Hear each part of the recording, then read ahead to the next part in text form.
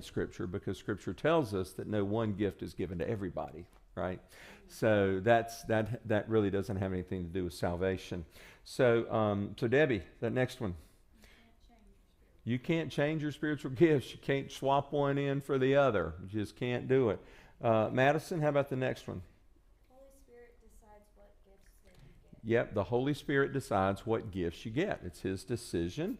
Donna? The gifts you are given are irrevocable. Irrevocable. We gave you a tricky one, didn't it? Yes. That means that once you give them, once you get them, you don't, they don't, God doesn't take them back. And that's scriptural. Victoria, how about that next one? You are to use the gifts God gave you. Yeah, over in 1 Timothy 4, that's very clear. Joe. It's a sin to neglect the gifts God gave you. Yeah, Scripture is very clear on that. Yeah, very clear on that, for sure. And Chelsea? There you go. Yep, that's it. That's it. Those are 10 truths about spiritual gifts that are there. So, Owen, there's a couple of purposes of spiritual gifts that are important. Read that first one there. They are not for your benefit, but the benefit of others. That's right. 1 Peter 4 talks about that clearly. They're for the benefit of others. And Justin, want to wind us up with that last one? They are to produce unity in the church. Yep, that's the purpose of spiritual gifts. Because if we look at one of the most famous passages about spiritual gifts, we look at Romans 12, which is a lot like 1 Corinthians 12, where Paul talks about the church being a body, right? Body parts, right? Is one a nose? Is one an ear? Is, all that, right? What is the role? They all have to work together in order for the spiritual giftedness to really make a difference in the church. So kind of got it so far? Pretty good with that so far? So we've got, what we're going to look at tonight are out of 4 different distinct listings of spiritual gifts in the Bible. We kind of come up with about 10 or 12 that seem to be thematic. Now, what do I mean by thematic? The root word of thematic is theme, okay? So we're basically going to look at some themes of spiritual gifts. And you did that in your assessment. So you're gonna see basically spiritual gifting themes for these purposes. Okay, so we're gonna one more thing down at the bottom of the page here on 51. While the name spiritual gifts in the Bible are things that all Christians should live out in their lives, and also God's gifting of the spiritual gift is basically an extra portion. All right, so every one of these things, as you read them, they are things that God calls us to do in our walk with Him. But spiritual giftedness is going to be an extra portion, okay, if that makes sense. So you've been gifted supernaturally with an extra portion of that particular type of ability, skill, etc., etc. Okay, so we're going to come back to your assessments and look at those. We're going to talk about those a little bit, okay, and look at your spiritual gifts according to your assessment. But let's go over to page 53. Yeah, those page numbers are definitely small at the bottom for sure. So the second thing that we look at in terms of how God created you is what we call your heart. Okay? Now, what is your heart? Well, the heart is obviously the muscle that pumps blood. Anything more intricate than that, Victoria, please advise us, right? Any more sophisticated definitions of the heart, which I know you could probably do that, right? I think I'm in the ballpark with that, right? So we have heartbeat, we have heart pressure, or blood pressure that emanates from the heart, all that good stuff, right? And so the idea of the heart is that in our culture, the heart is basically seen as the seat of our what? Of our passions, right? Our emotions, our passions. Now, in other cultures, like in the Middle Eastern cultures that Jesus lived in, we see cultures like that, the seat of the emotions is not the heart, it's the bowels, right? Kind of the bowels. So it's kind of weird, right? But at least in our culture, we think of the heart, and some other cultures think of it that way too. So your heart really drives what you're passionate about, okay? What is your passion? What are the things that fuel you, that are really important? Many people have causes that impact other people that they're passionate about, all right? Feeding the hungry, pro-life causes, etc., things like that, tend to be really driven by what an interest in a particular subject is, for the purposes of making a difference through that. And so the idea of passion, remember, is grounded in a word called sacrifice. Okay?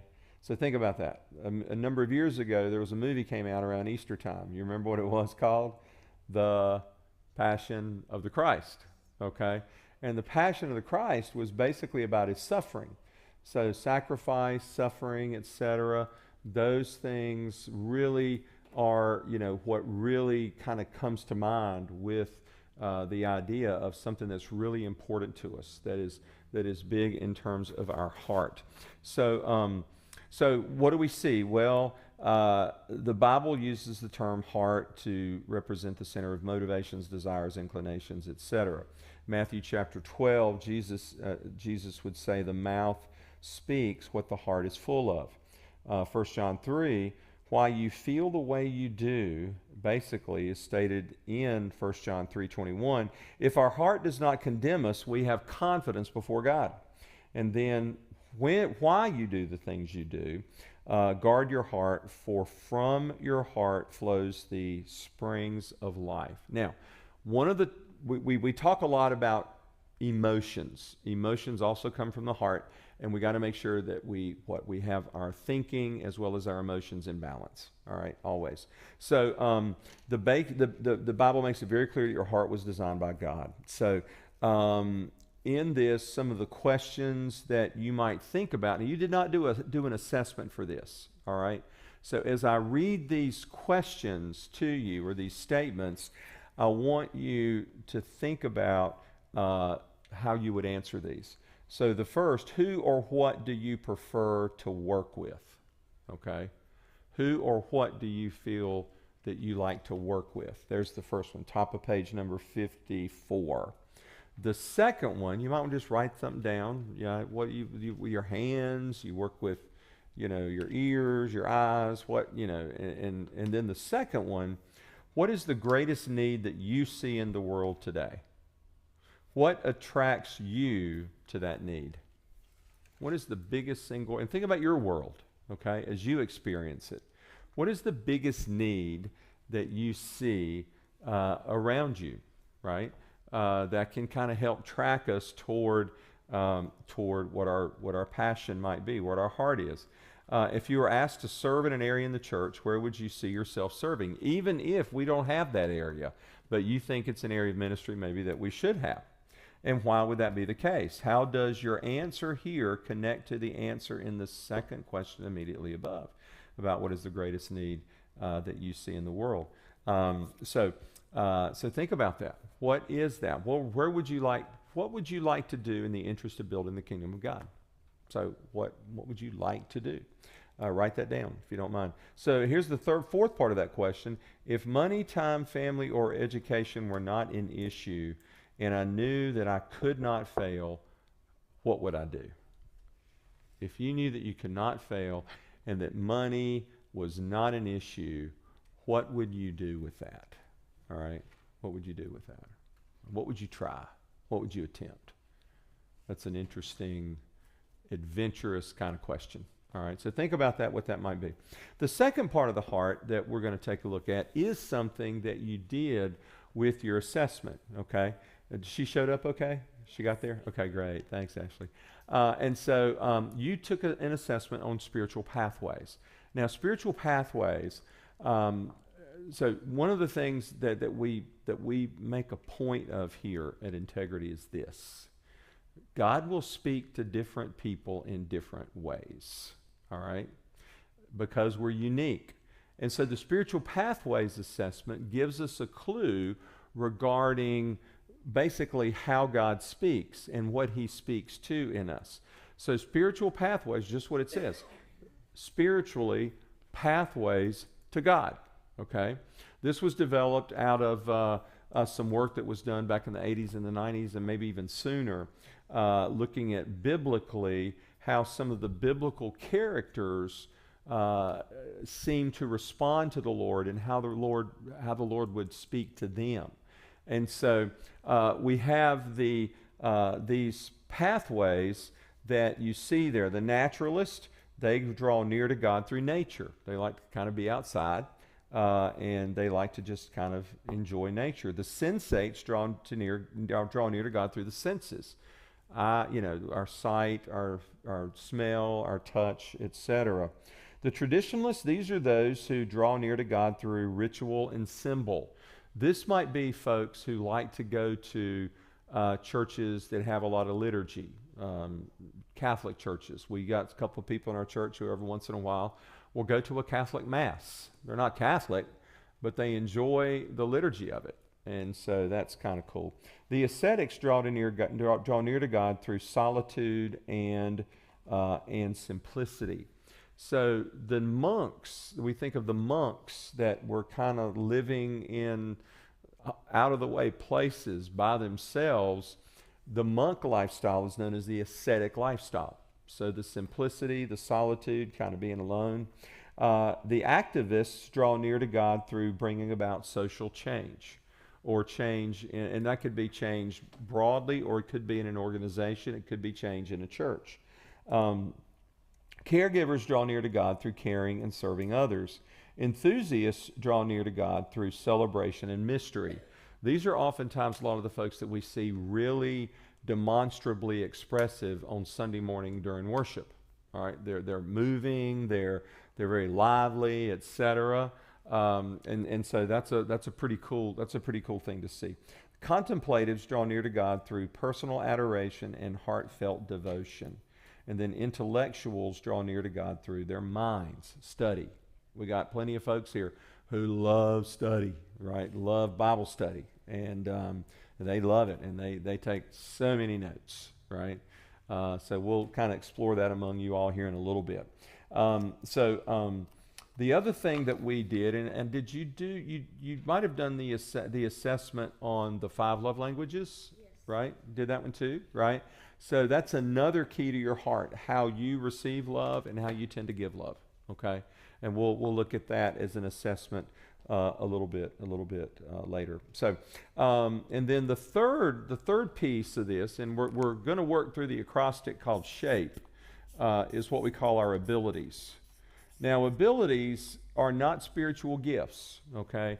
They tend to be more just things that you're naturally good at, okay? Some people are great with their hands. Some people are great with, numbers. Some are great with words, right? They write really well and all that. Holly is one who describes that. That's her. She's great with words and great with understanding communication and all. So hopefully you had a chance maybe to look through this. If you didn't, now while we think about this is about skills. And the key that we want to find is, how do we match up your skills with something in the church? Okay. So are there skill sets that you have, all right, that we can be doing something with in the church? Okay. Kind of makes sense? So I'm assuming, Ashley, probably analytical thinking is probably one of your skills, right? Because she is a vice president with Truist Bank and over commercial lending, right? So she's got to be able to look at company profiles and that kind of thing to determine loan worthiness, for example. Okay, that's a skill that Ashley has, right? That can be transferable into, obviously, in the church, right? So that's the type of thing that we're talking about. Okay, so we're talking about Jeff and Debbie's granddaughter has a skill with horses, right? She's competing in rodeos and making good money at 13, right? It's a skill she has, right? And so she's deploying that in a great way.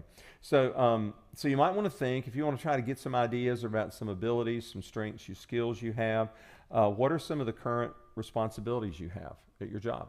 Okay, what are some of your responsibilities? What are some other jobs, employment, or tasks that you might have participated in at some point in time? And out of all those experiences, which ones did you enjoy the most? Which ones did energize you? So your skills are the things that actually bring you energy, okay? Things that you're good at. They you can keep doing them. And here's the thing. We hear a lot about burnout in society, right? In jobs and stuff. I'm pretty well convinced that people who are working in areas that energize them, they don't experience burnout. I've never experienced burnout in 40 plus years of professional work because I've always been aligned with what things that energize me. And it's just been a cool thing that God's kind of allowed me to do during that time. So it's important to find what energizes you and do that as much as you can, because that is a prevention of burnout, okay? Out of all your experience, what did you enjoy the most? If it were totally up to you, what would you be happiest doing? Okay? What would you be happiest doing? I would probably be happiest, for example, being a ski boat driver for ski boat competitions, right? I'm too old to be behind the boat anymore, but I could probably be in the boat. You know, that would be something I would love to do. And so what are your hobbies and what are your interests? What are the things that you just love to do? Like I just kind of gave you one of mine. Okay, kind of cool with that? You kind of got some ideas for some skills, right?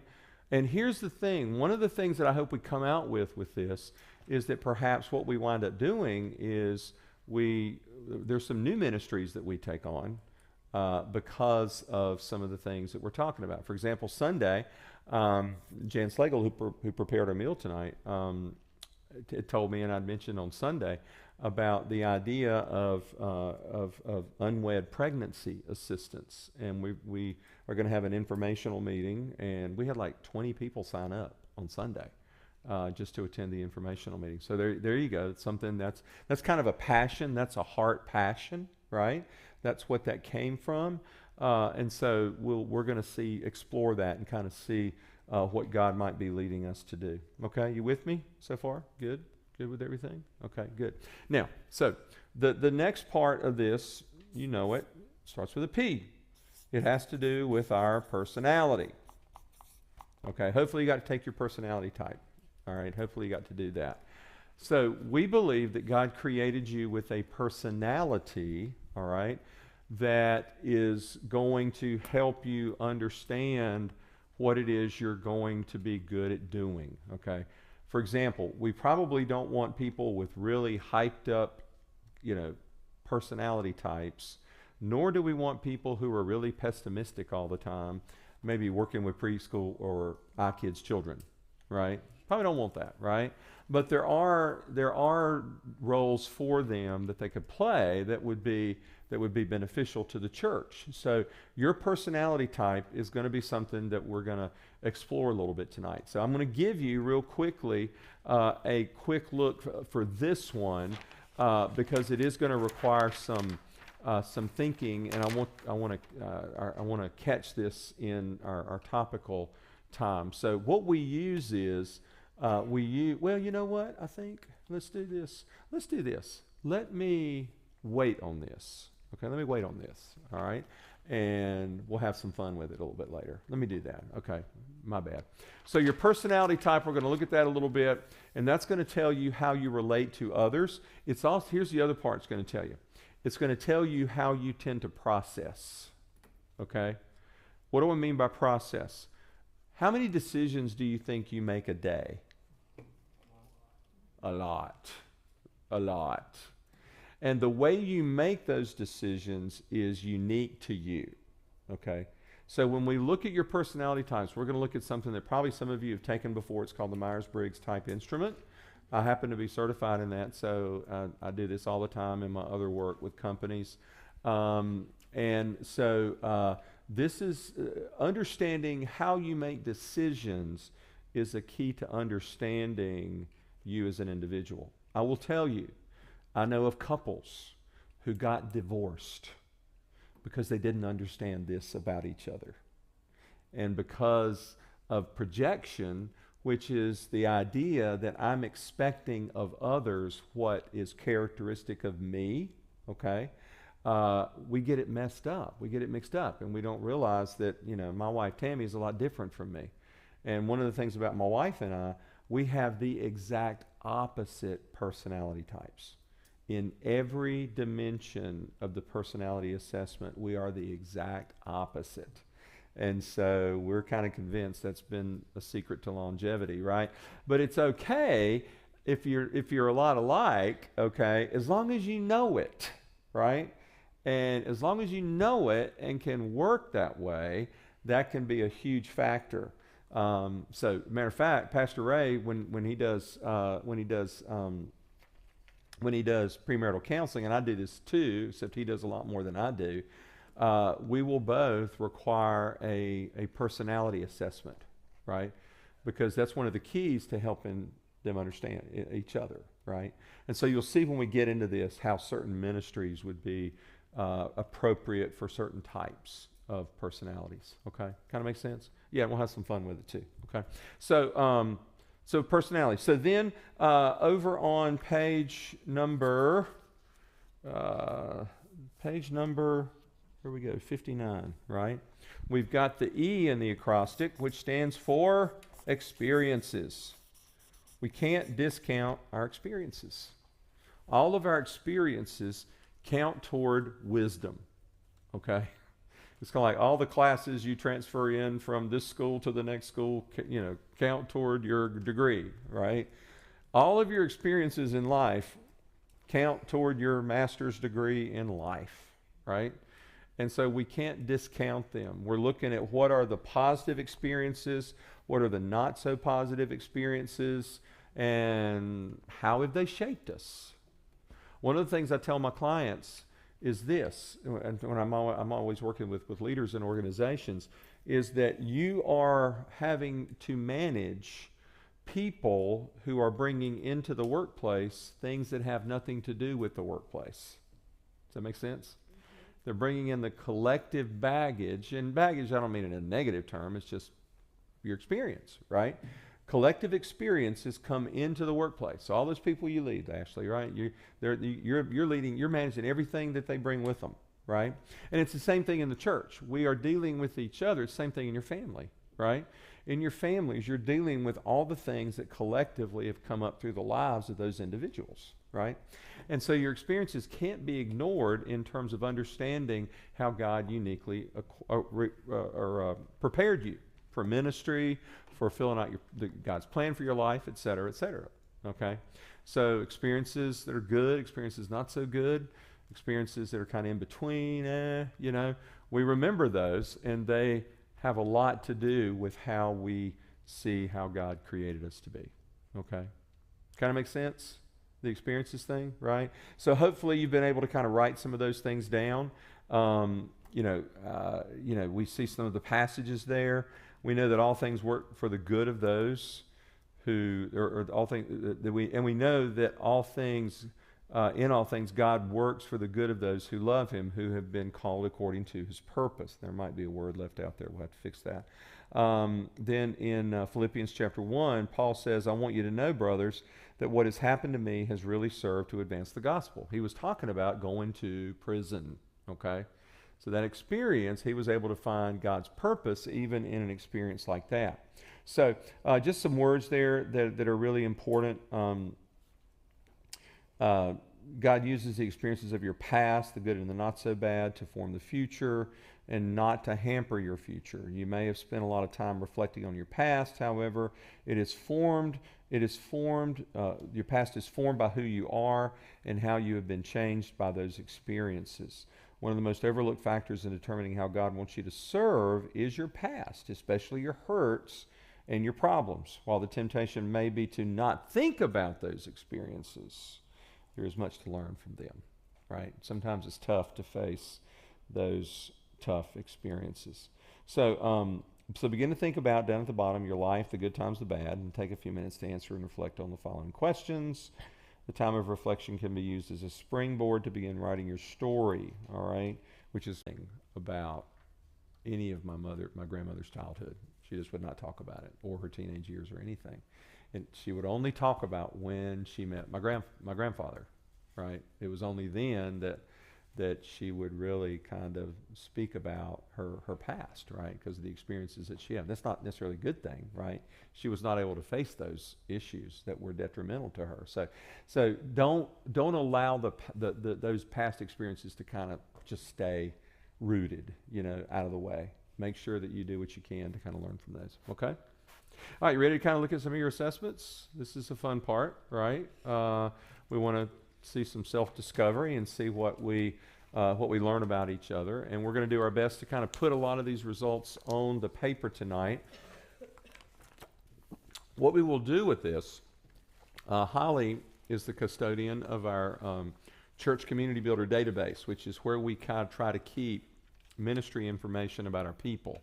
So we'll just kind of keep this for you.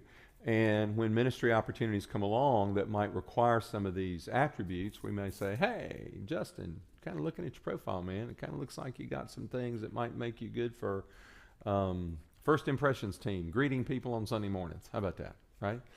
And however you respond to that. But so that's kind of what we do with this information. Plus, the more important thing is for you, because it's more about you deciding where you think God might want you to serve, okay?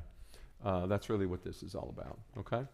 So let's take a look at spiritual gifts, okay? So spiritual gifts are those things that are activated. Whoa, sorry, y'all.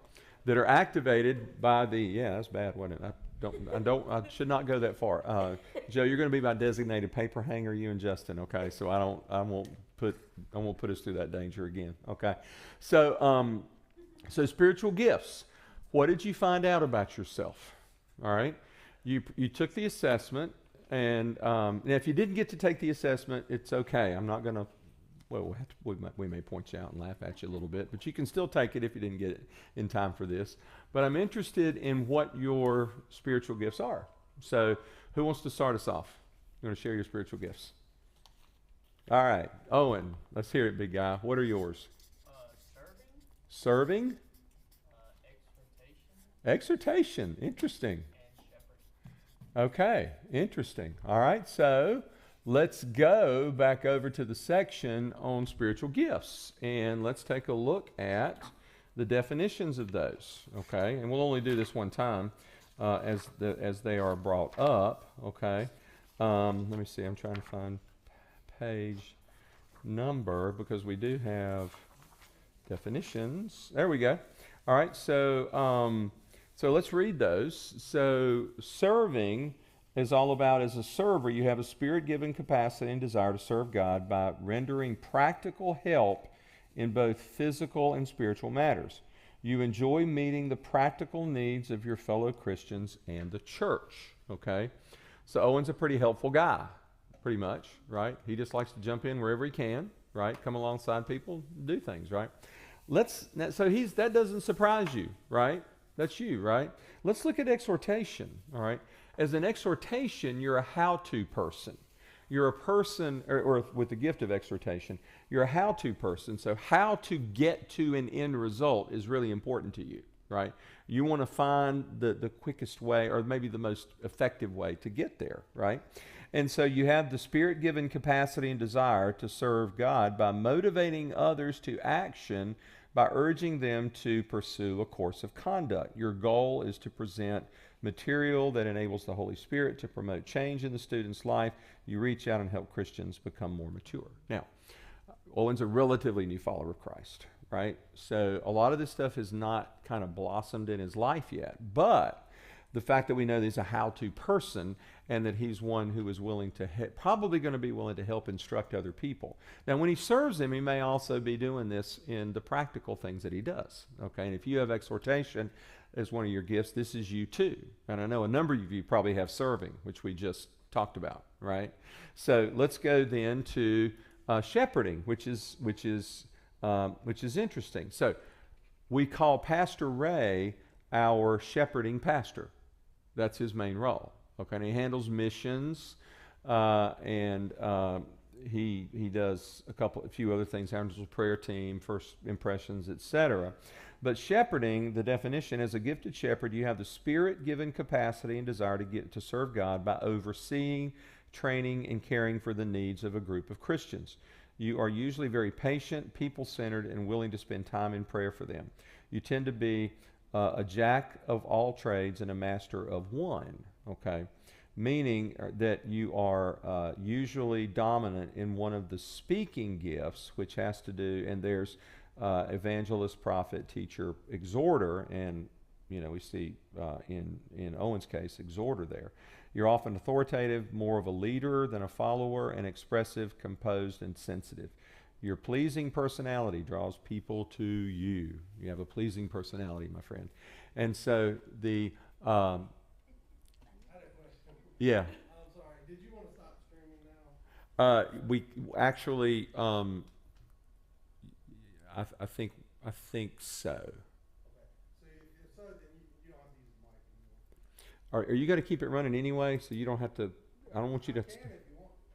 I don't want you to have to stick around. I don't mind, but I'm just. I got one more thing on personality that I may jump to after this. Okay, that I want on the stream, and then I'll probably do that and be done with it. So we may jump ahead.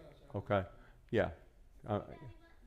Anybody want dessert? We got sweet and hour forever. Hold your peace. It's good stuff, right? You good? Okay, great. Holly's gonna take it home, feed her family. Okay, and they will enjoy that for sure. Right? Anybody want to take some home? Holly will be happy to do a plate for you. 3 or 4. Fix 3 or 4. They'll get gone, I guarantee you. Yeah. Thank you, Holly. All right. So there we go. There's Owen. All right. Who's going next? Who wants to go next? All right. So Chelsea, what you got there, Chelsea? Mercy showing, Mercy, serving, serving. Hear that one again. and giving. Giving. Okay. All right. Giving. Well, these are things. Aren't those all 3 things that God calls all Christians to do? Yeah. This is the spiritual gift. Remember, is what? It is a sort of a double portion, right? So Chelsea and I share the gift of giving. Okay, so let's look at those 2 that are new on the board. Mercy showing. As one who shows mercy, you have the Spirit-given capacity and desire to serve God by identifying with and comforting those who are in distress. You understand and comfort your fellow Christian. You enter into the grief and happiness of others and can show empathy, which is to feel with others, not just for others. Chelsea, my dear, does it sound like you? Yeah? You kind of get into other people's feelings? And you get wrapped around the axle sometimes, don't you? Justin says, oh yeah, oh yeah. Funny how these things kind of overlap with your personality, right? And so we see the serving thing, we looked at that, and let's look at giving. Giving, as a giver, you have the Spirit-given capacity and desire to serve God by giving of your material resources far beyond the tithe to further God's work.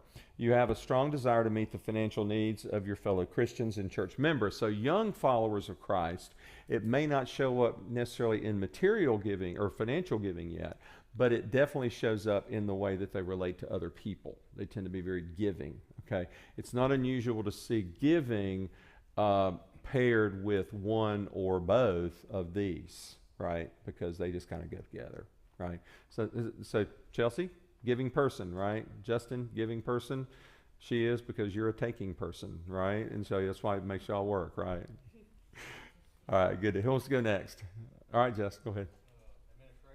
Administration, Okay, administration. exhortation, and evangelism. Okay.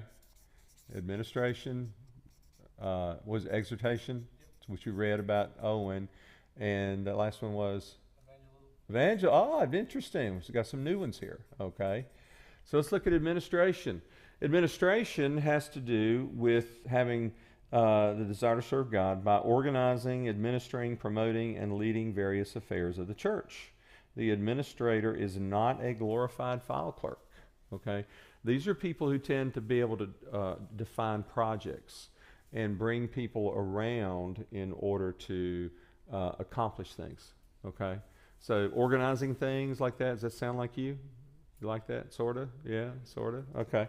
All right, let's go to the other one that's new. Of course, exhortation. Notice we got that a common with Owen. Evangelism, which is really, let me see. You have the Spirit-given capacity and desire to serve God by leading people who are beyond your natural sphere of influence to the saving knowledge of Christ. So, evangelists are those who really want others around them to know about Christ. Okay. To move toward receiving Christ. Okay, so make sense? You got him right. Pulled Owen in right, and that was great. So there you go. That's great. Who's next? All right, Joe. Let's stay on this table. All right, Joe. What you got, man? Administration. And serving. Exhortation. Yep. All right. I was going to say no surprise on the administration part for sure. Right. Yeah. So. We've talked about all three of those: administration, organizing. Is that you? What do you think, Victoria? Is he a pretty good organizer? Who handles the finances at home with you guys? Which one of y'all? Both? You both do it? Okay, great. Yeah, some marriages work well that way. Usually there's one that tends to be more organized than the other, and they'll usually take but if both kind of have that, then it's great for both to do that. That's really the best way, right? In some families, neither one of them do it, and they usually wind up in divorce. So admin, that's good. Exhortation, so the how-to person, right? You think about how to, and is that you at work, or you that's kind of a strategist role, you know what I mean? Because strategy is all about how to do things, right? So that makes sense for you. And then serving. What do you think about serving part, Victoria? That's him. He likes to be there for other people and all that good stuff. Actually, okay, great, right. So when you want him to sit on the couch and watch TV with you, he's taking out the trash or vacuuming, and you're thinking, what are you doing? He's saying, I'm showing you that I love you. That's not showing me that you love me. I want you to watch TV with me, right? That's my wife and I, because I'm acts of service. She's the quality time person. What's your top one, by the way? We'll jump ahead on the. I'm very close between quality time and acts of service. Okay. Oh, you got okay. All right. So y'all's personality type might be. We're like a match on like everything. Are you really? Yeah. So y'all are pretty. That is a little scary. Yeah. Well, as long as you know. Yeah. As long as you know, right? That's the key. All right. So cool. All right. So we're going to take you next, Victoria. Yeah, so I'm administration, exhortation, and mercy. Wow. Look at there. They are a lot alike because mercy and serving are very related, right? Joe, so which one of you two is the best organizer? Her, more so than you? Okay, yeah. And that's usually the case. It's usually the lady for the most part, for sure, right? Exhortation. What's that now? I have my own system. Oh, okay. It just doesn't make sense to me. I got you.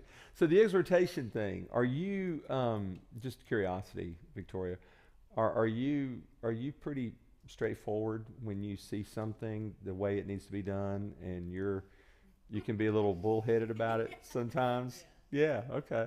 All right, cool. Yeah, good. And the mercy thing, is that you too? You kind of enter into people's feelings and kind of, yeah. Well, good. Thanks. Good. So this sounds like you, Joe. Sort of. Sounds like you, Victoria. Sort of. Okay. All right. Good.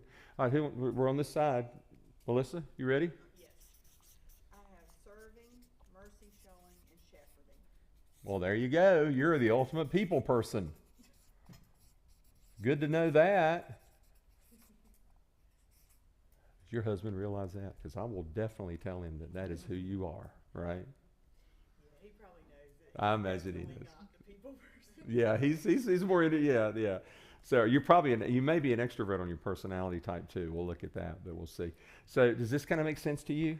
Serving, doing, feeling, and kind of overseeing. Are you kind of the person too that kind of, you're okay telling people what you think about what they should do? Yeah. And that's a lot of what the shepherding thing is, right? You don't mind telling them that, right? Yeah. Well, good. Okay, Aaron, how about you, my dear? Teaching, prophecy, and serving. Okay, we got two new ones. Aaron's bringing a couple new ones in here. Okay. So, and what was the third one, honey? Serving. Okay. All right. Good deal.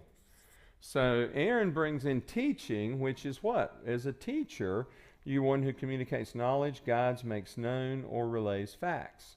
You are likely more in-depth than the average Sunday school teacher. You have the Spirit-given capacity and desire to serve God by making clear the truth of God's Word with accuracy. Okay, does that sound like you? You like to do that? You live in a... What? Huh? Yeah, a lot of teaching. Yeah, that's a great point, because a lot of teaching, relatively few people with teaching spiritual gift do it publicly. Okay? So most people who have the gift, it's more of a one-on-one or a small groupish kind of thing. So, or maybe among your little sisters and siblings and all that, right? Prophecy is interesting because this is kind of revealing for you. You're very discerning, okay, which means you can look at things and you can understand relationships, cause and effect, etc. And you're one who points out sin or see the sin with the goal of making people aware of sin in their lives so that they will repent. And this is as that develops, right? And you probably don't go around school and saying, hey, you're a sinner, because I know you don't do that, right? You have a Spirit-given capacity and desire to serve God by proclaiming His truth. So truth is very important to you. I'm assuming that's very important. You kind of know in your family and the way you all live, by the way. So that's good. And so the serving thing, that's pretty much you too? Around the house and everything you do? Lots of stuff? Yeah. Okay, good. All right, so let me see. Donna, how about you? What you got? Mercy. Okay. Okay. Mercy, giving, and teaching. Okay. So mercy, you see that in you. You seem to have a lot of friends. You're a people person. You seem to be you seem to have a very feeling, caring person, right? And I've known Keith longer than I've known Donna. Keith's her son, but everything that Keith said about her is right in keeping with this as well. Very giving in terms of everything, right? I mean, you gave stuff to the church this week to see if other people could use some of this stuff. So yeah, gotcha. And then teaching. So is your teaching, have you taught publicly, or is that more of a school, or not teaching at school, but teacher's aid? Okay, you've done that stuff. Oh, okay. So you've done those things. Good. So you've done that with young people. Yeah, good. That makes good sense. Okay, great. Madison, how about you, my dear? I am mercy, evangelism, and shepherding. Okay. Now, after hearing those descriptions, do you feel like that sounds like you? Yes. You see that?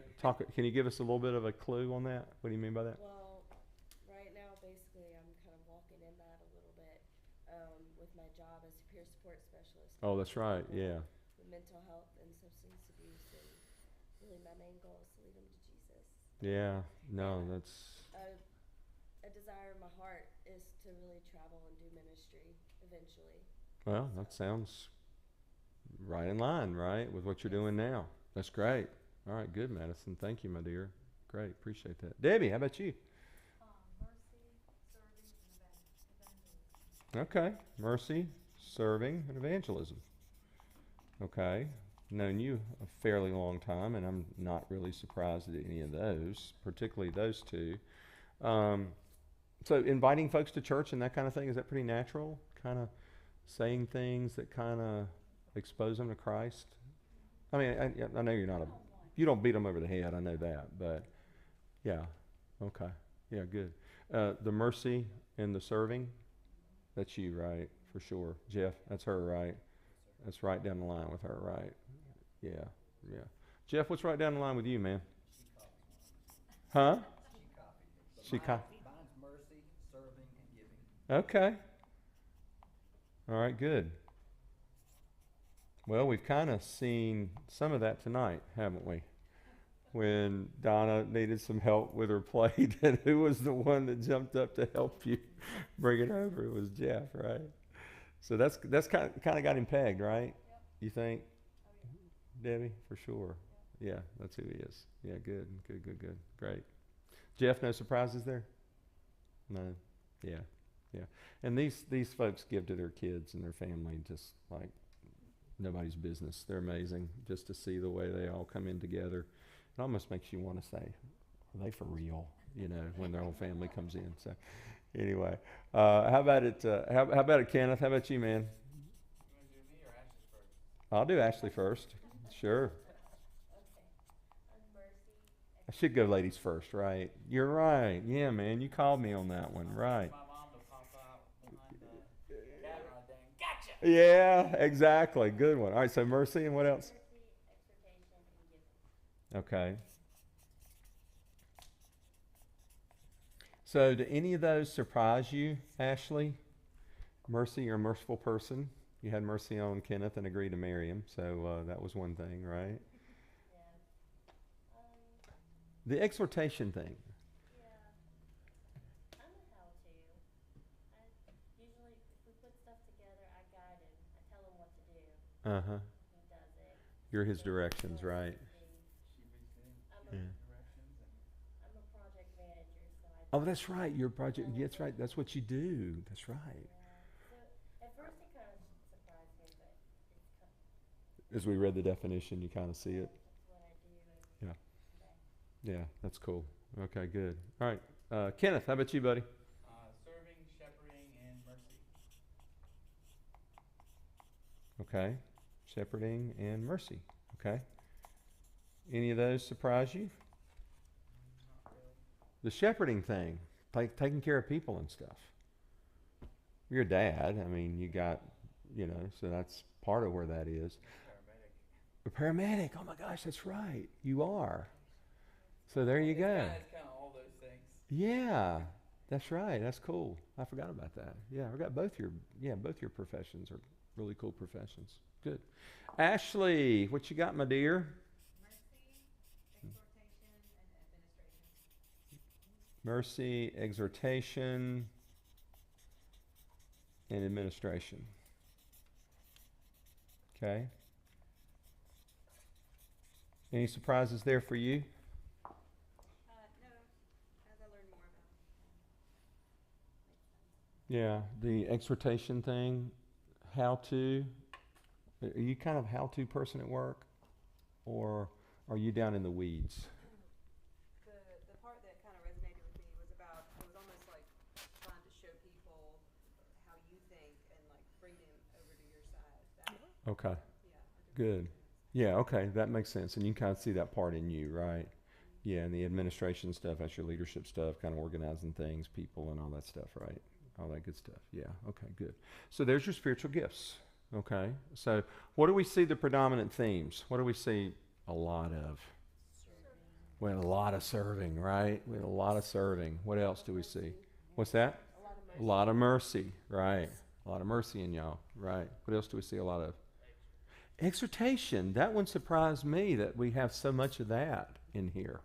Those do tend to be the three primary ones that we see, right? There's some few shepherdings. There's shepherding there. That's fairly predominant. Yeah, but those four right there are really big time, aren't they? Yeah. Anybody want to guess what mine are? Anybody want to guess? Teaching. Teaching is one, right? What's that? I told you giving, yeah. And my third one? I think you're a mercy. No, I'm really not. I don't have a lot of mercy. I don't.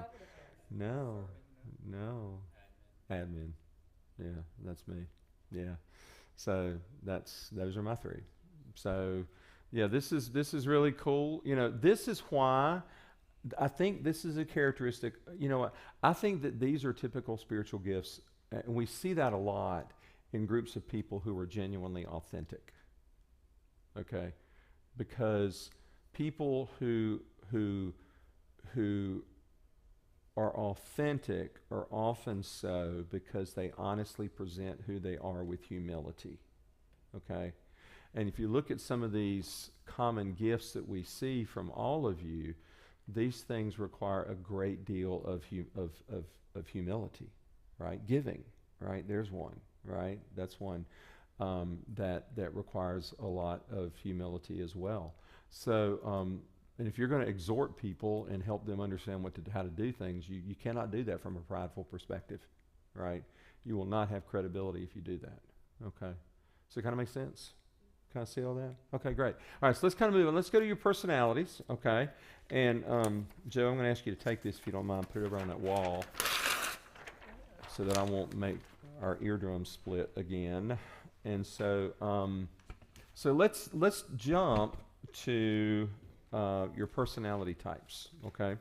And let me explain to you what we're looking at here. And I said earlier that the personality typology that we use is to help you understand, you know what? Oh, let me do something else.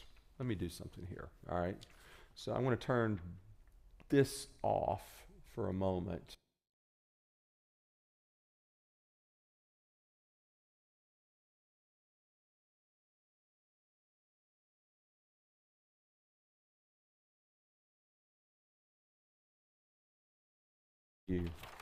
All right, so take that, and I want you to put them up with some space between them, okay?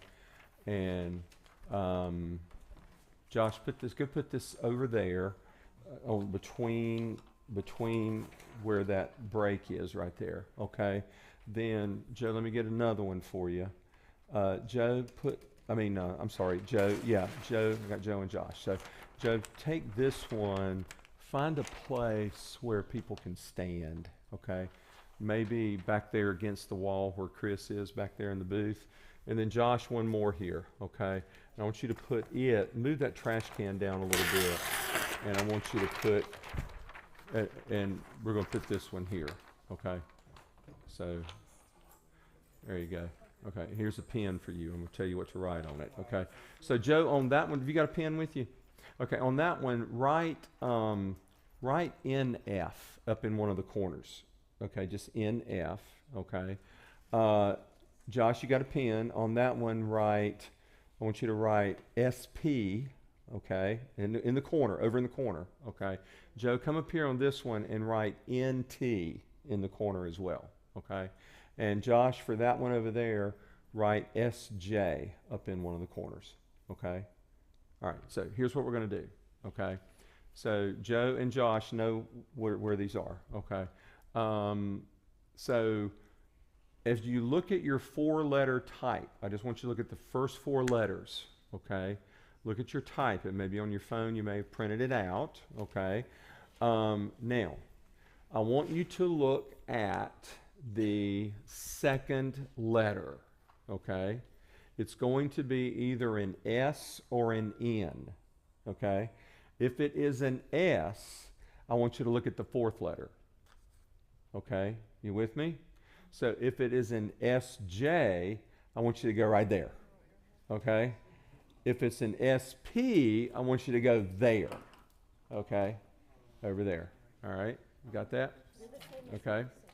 All right, now, if your second letter is an N, I want you to look at the 3rd letter, not the 4th, the 3rd letter, okay? If your second letter is an N, look at the 3rd, okay? Here's the first part, so NT. Yeah, you're fine. You're fine. Over there. Yeah, you're going to go into, yeah. Look at the second letter, and if your 3rd letter is a T, go right here with these guys, okay? If your second letter is an F, okay, second letter is an N, and your 3rd letter is an F, go back there with Brandy, okay, and Chelsea.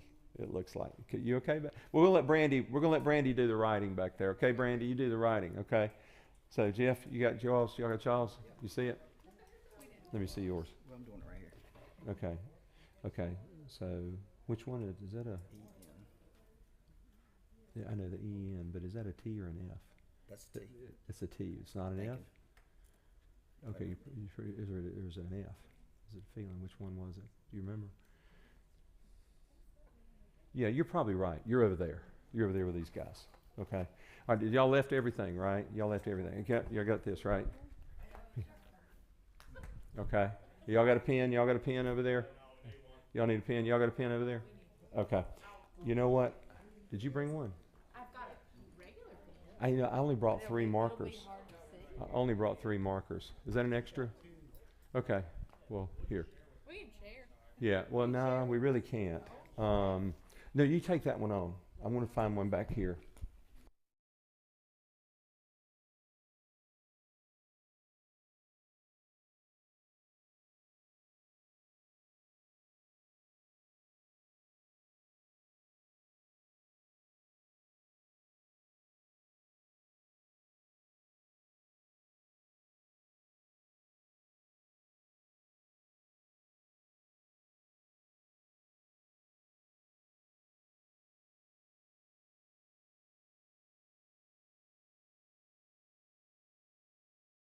So these 2-letter codes represent the 4 temperament types of the Myers-Briggs type instrument, the MBTI. That's what we call it, okay? So what you are going to do, you have 3 minutes to write down as many attributes, you know what I mean by attributes, characteristics, of that temperament type. Melissa. No, Ashley, I'm sorry. I said Melissa. My eyes are not real good. Melissa's over there, right? Yeah, you have your book. You have to put it away, out of reach. No. No. Leave as Jesus said, take nothing with you. Nothing. You have everything you need for this assignment, my friend Owen and Ashley. All right? You have everything you need in your corner. You are going to write down, you're going to fill the list with attributes and characteristics of that particular temperament type. You got 3 minutes. Go.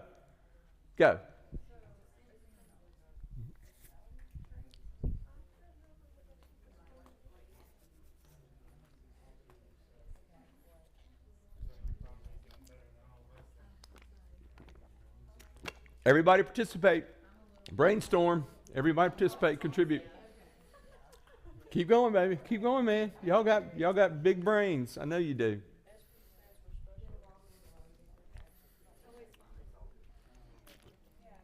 Don't worry about what it stands for. That's irrelevant.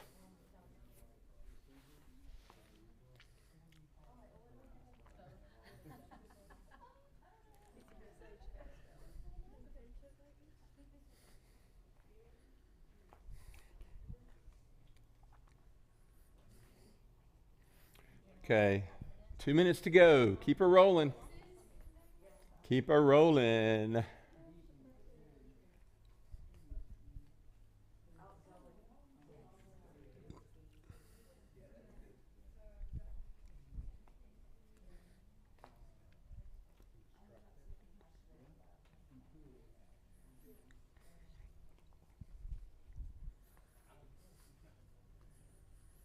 that the first one y'all put down there, boys? Oh, okay.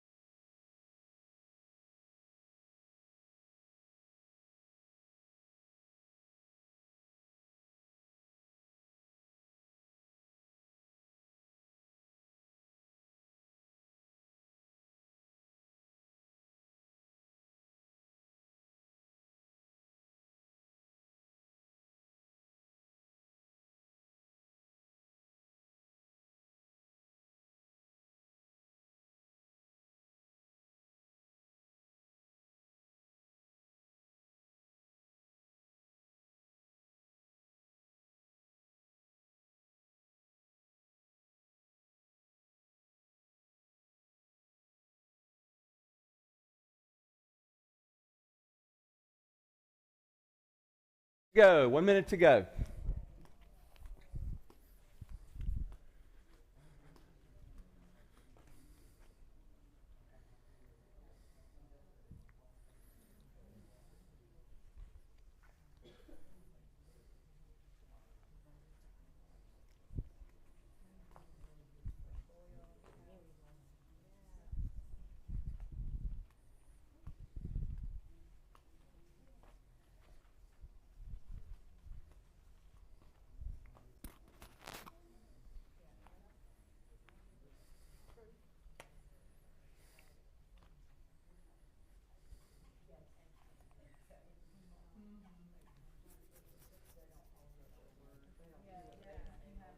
Okay.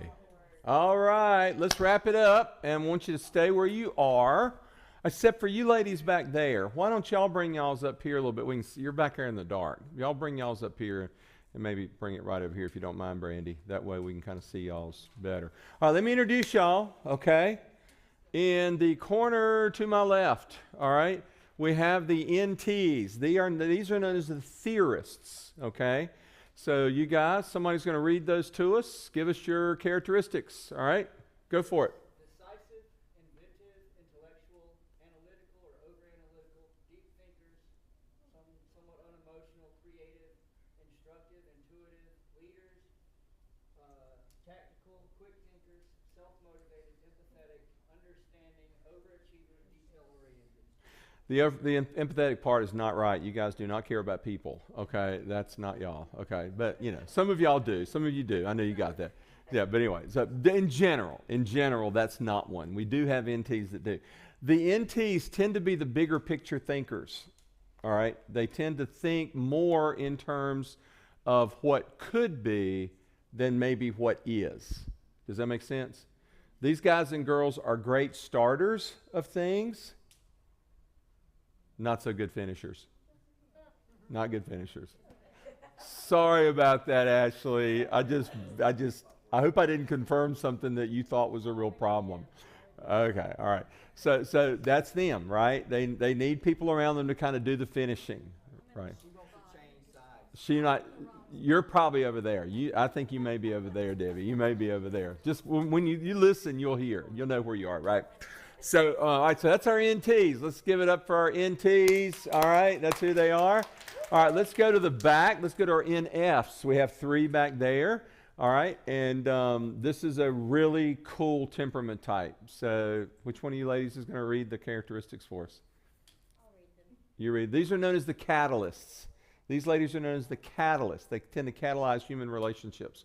Go ahead, Ashley. Okay, we said empathy, caring, analytical, understanding, compassionate, loving.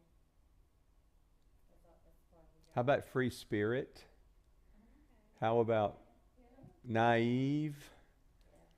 Yeah, does that kind of ring a bell a little bit? Yeah. What do you think, Justin? Yeah. Sometimes a little bit earth to Chelsea. Come in, please. Right?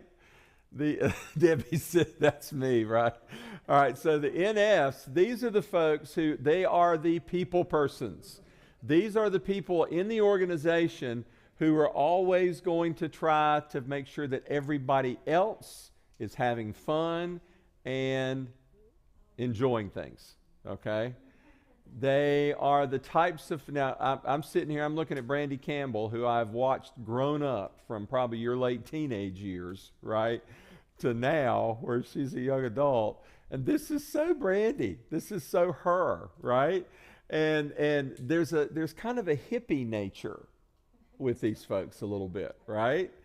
And a lot of that, you know, they tend to be so authentic that, you know, they just really don't care that much what others think about them that much. And because of their authenticity, they're really good at seeing fake and disingenuousness in other people, or disingenuous. You know what I'm talking about. You know what I'm talking. So they're really good at that, right? But yeah, these are the ones, if they had been living in the 60s, they would have had flowers in their hair. They would have been marching west towards San Francisco with the rest of the hippie movement. So, but you weren't, so, you know, sorry. So anyway, but that's it. Let's give it up for a catalyst. There are people persons, right? Does that sound like each of y'all? I think it does, right? What I've seen with y'all. Yeah, for sure. So let's go here to our SPs. We have 2 of these. So Justin, Owen, you guys roll with it. What you got, man? These, by the way, are our improvisers, okay? Improvisers. We got observant, know-how, hard work, think outside the box, helpful, and overthinkers. That's pretty good. Our improvisers, now these are the folks who would rather not have to work by a plan. They do not like plans because they like to fly by the seat of their pants. They trust their intuition, they trust their gut, If a plan is involved, they will sabotage the plan just so they'll be able to do it themselves the way they want to do it, right? So the improviser that's exactly who they are.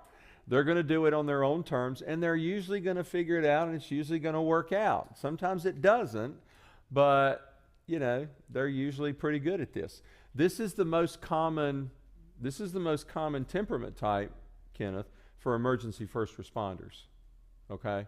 So you think about it, these guys go to a fire, right, and all they're doing, they're just trying to, just put the fire out. They're not making any plans or anything, they just go for it. They just do it, right?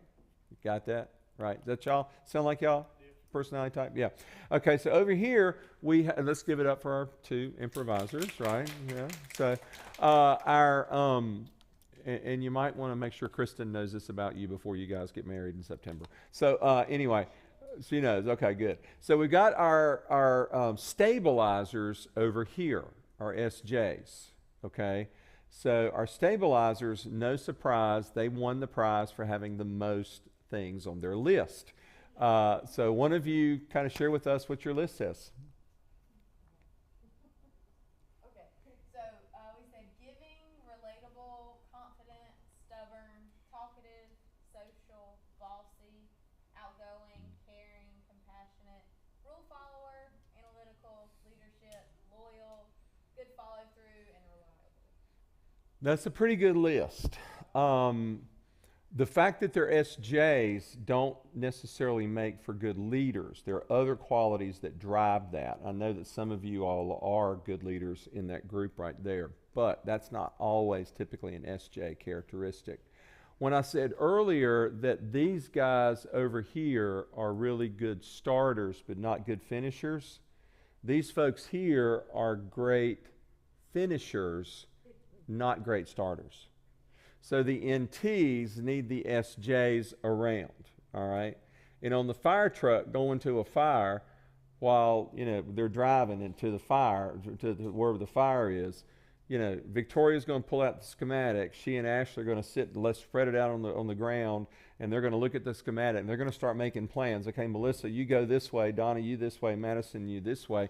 They're going to look up and start to carry out their functions, and the fire's already out, because these guys have just taken the hoses and the hatchets to it and it's already gone, okay? So that's kind of how it works, right?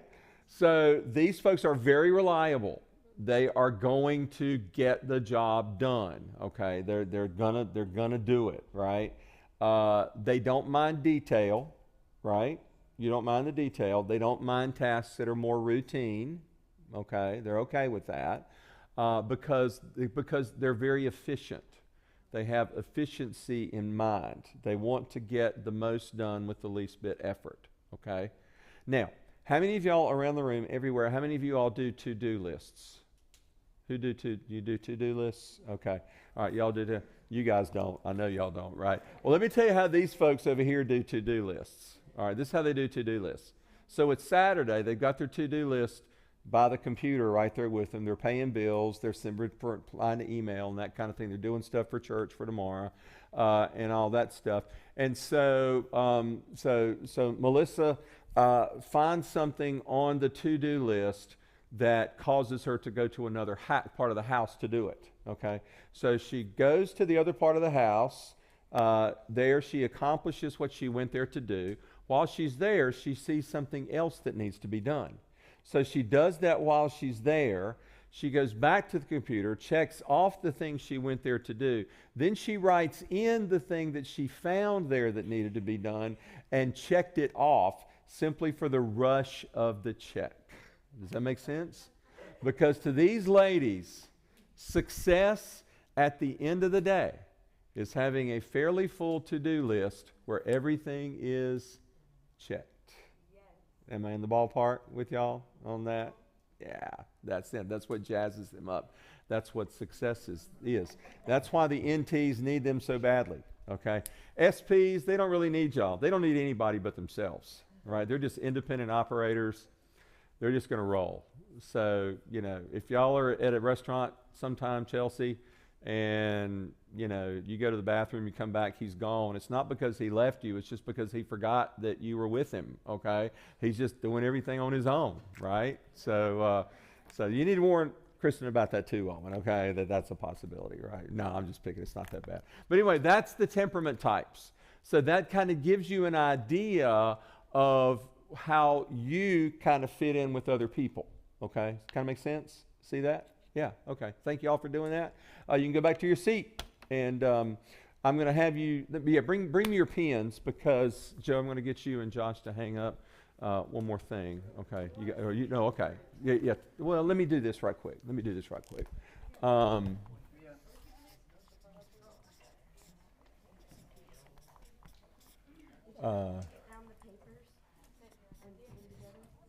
Yeah, that'd be fine. Thank you. Let me see. And put one over there, maybe beside where those chairs are. And Joe, we're going to do one more here.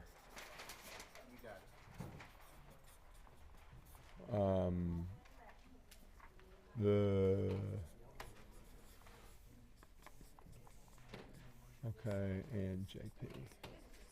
Let me just find another open spot on the wall, if you don't mind, okay? Thank you, my friend. Okay. All right, so let me tell you now, as you look at your MBTIs, okay, your 4-letter type. Now, Josh and Joe put on the wall a newsprint page where I want everyone to go before you leave tonight, where it says name, write your name, and then write your 4-letter type across. They're an E or an I, an S and N, you know, T or F or a J and P, okay? Do that for us so we can kind of have that, okay? So let me kind of tell you why the MBTI is so important. 4 dimensions in the Myers-Briggs. The first one has to do with how we gain energy, all right? Where do you gain energy from? Well, extroverts, okay, tend to gain energy from where? People, other people, right? Being around other people is really important for them. That's where they get their energy. Introverts, on the other hand, where do they get their energy? Being alone. They like solitude. That's where they get energy because people drain them. In their solitude, introverts demonstrate that they are the ultimate narcissists, okay? Because they like to be by themselves, right? That's a joke. I didn't mean that. It's a joke. All right, it's just a joke, okay? Now, the important part of this, introversion and extroversion, your introversion and your extroversion is going to govern whether or not you externalize your processing or you tend to internalize your processing, okay? Show you that in a minute, okay? So the second item has to do with how we gather data. How do you gather data into your brain, all right, for processing? Notice I said data. There is a difference between data and information, all right? You know what the difference is? Data is really more raw, okay? It's raw. Like, okay, so I observed that there's Ashley walking across the room, right? I can't make a decision on that, right? There are other things that have to be taken into account if there's a decision to be made. It's probably not a decision to be made, right? She's just going to sit down, right? So information has data that has been processed to the point at which we can make decisions from it. Okay, so there we go, data. So we see the S, the sensing types, are to be contrasted with the intuiting types. Okay, now sensing types seem to be very much centered on facts. They like what is real. They don't really think about things that are not real because you know why? It's a waste. It's inefficient. There's no need because it's not real.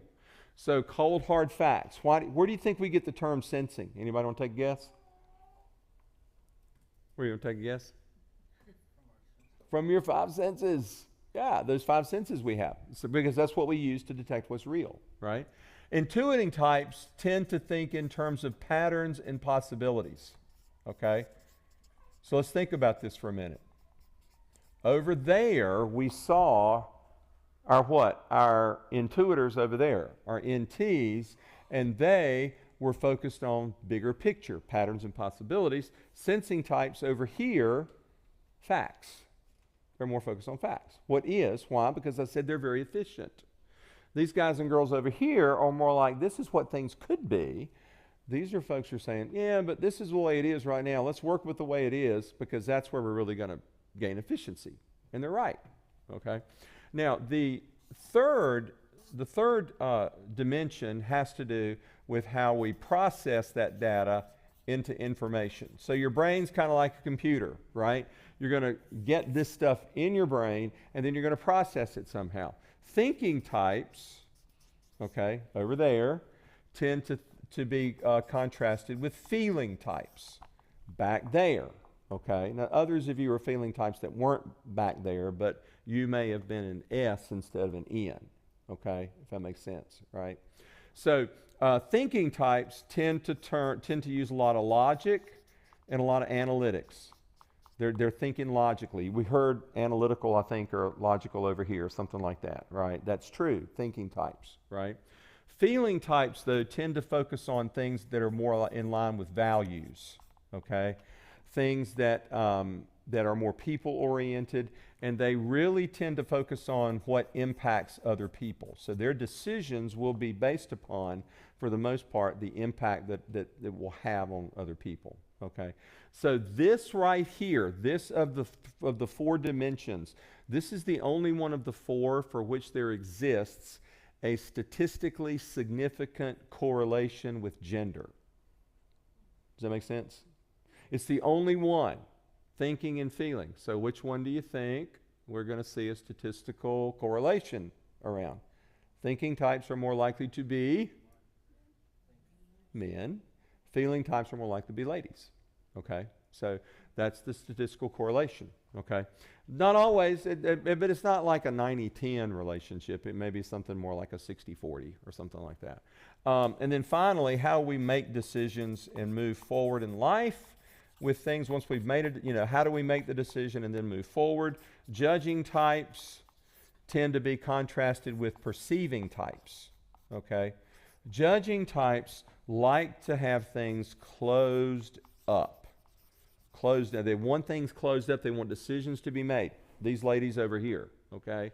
Because when things are closed up, they know what to do to get things done, okay? Give them the road ahead and give them the guardrails, and they're flying. They're rolling down that road, right? But they got to have the guardrails, okay? Perceiving types, these guys back here, okay, they like to keep their options open. Remember what I said? They tend to like to do it themselves. They don't like the plan, okay? And so they're going to find their own way to get things done, okay? This is the one dimension for which there exists the greatest possibility of tension. Because judging types see these folks as procrastinators, and they just can't handle them not being willing to go by a plan, okay? And these folks think that these folks are just jumping to conclusions, which is a possibility. Both of these are possible. The main problem with judging types is they can make decisions too quickly, okay, and be guilty of what we call prejudice. Not in a racial sense, but what does the word prejudice mean? Take it back to its root. To prejudge. We judge too quickly. And so sometimes judging types have to do damage control.